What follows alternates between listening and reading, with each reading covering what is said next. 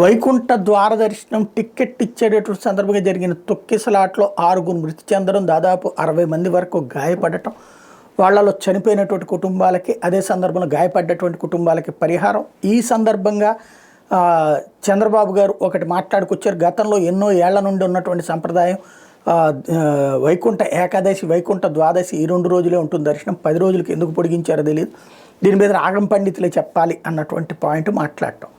అయితే చంద్రబాబు నాయుడు గారు ఇంతకుముందు ఎస్వీబీసీ ఛానల్ పెట్టినప్పుడు కూడా వ్యతిరేకించారు. ఆ తర్వాత అది కంటిన్యూ అయింది. అది మరి పుట్టినప్పటి నుంచి లేదు.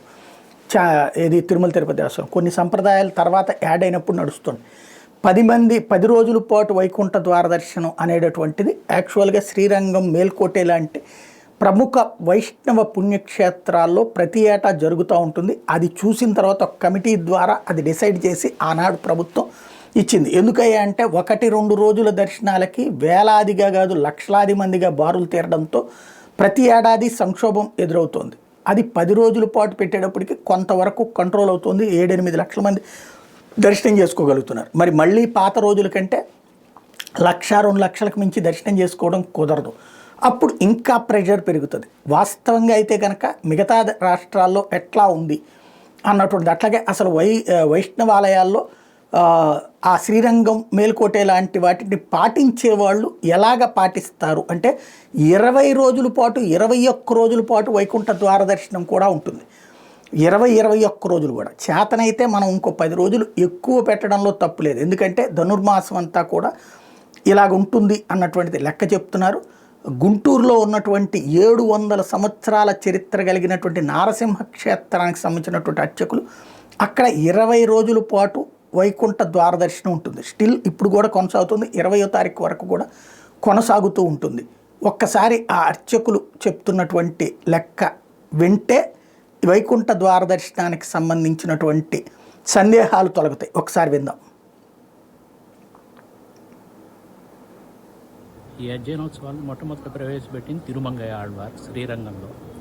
ఈ విషయాన్ని మనవాళ మామూలు ఉపదేశ రత్నమాల అనే గ్రంథంలో రాశారు. తదుపరి అసలు ఈ గ్రంథాన్ని రాసిన తిరువామొഴി అని వేదాన్ని తమిళ్లో ట్రాన్స్లేట్ చేసి రాసినటువంటి తిరువామొഴി ప్రబంధం ప్రధానంగా తిరుమంగయ్య ఆళ్వార్ ఆ రోజు ప్రవేశపెట్టారు. ఇప్పుడు దీన్ని నాథమునులు తర్వాత రామానుజుల ద్వారా ప్రతి దేవాలయంలో ఈ విషయం చేయటం పడింది. అంతకుముందు కాలంలో తిరుమంగయ్య ఆళ్వార్ పెట్టినటువంటి కార్యక్రమం మధ్యలో ఆగిపోయిన తర్వాత నాథములు తిరిగి పునఃప్రవేశపెట్టి శ్రీరంగంలో 21 రోజులు చేస్తారు. అదే మన దేవాలయంలో కూడా 20 రోజులు, పగల్పత్తు 10 రోజులు, రాపత్తు 10 రోజులు, చివరిలో సాత్మర అని ఒక రోజు, మొత్తం 21 రోజులు శ్రీరంగంలో ఎలా చేస్తారో ఇక్కడ అలాగే చేస్తారు. శ్రీరంగంలో అరయ్యర్ సేవ ఉంటుంది, ఇక్కడ అరయ్యర్ అనేటువంటి సేవ లేదు కాబట్టి ఇక్కడ 21 రోజులు చేస్తారు. తిరుమలలో 22 రోజులు చేస్తారు. తిరుమలలో కూడా అరయ్యర్ సేవ లేదు. అరయ్యర్ సేవలు దక్షిణాదిలో కొన్ని దేవాలయాల్లో మాత్రమే అరయ్యర్ సేవ.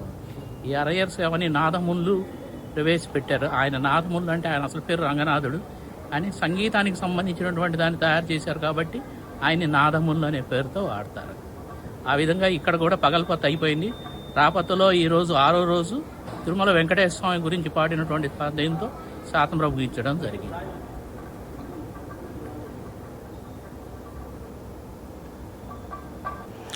దేవుణ్ణి నమ్మేటటువంటి భక్తుల యొక్క కోరికలకి అనుగుణంగా వ్యవహరించడమే పాలక వర్గాలు, పాలక మండళ్ళు తీసుకోవాల్సినటువంటి నిర్ణయం.